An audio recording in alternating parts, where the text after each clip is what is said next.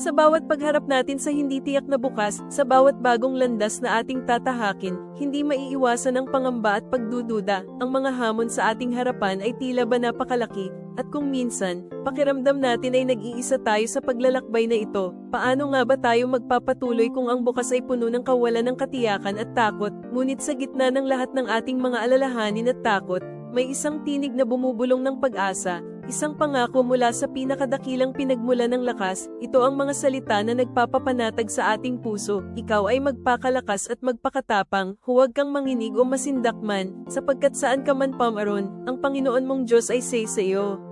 Matatagpuan natin ang kapangyarihang ito sa Josue 1:9. Ang dakilang pangakong ito ay hindi lamang para sa nakaraan, kundi isang buhay na katotohanan na inaalay sa iyo ngayon, sa bawat sandali ng iyong buhay, anuman ang iyong pinagdadaanan, kalungkutan, pagsubok, o matinding kawalan ng pag-asa, alalahanin, hindi ka kailanman nag-iisa. Ang kanyang walang hanggang pagmamahal, ang kanyang nakakaaliw na presensya, ay siyang iyong matibay na sandigan at walang kupas na lakas, kaya't sa gitna ng lahat, magpatuloy ka ng may buong pagtitiwala at kapayapaan, dahil siya ay laging kasama mo.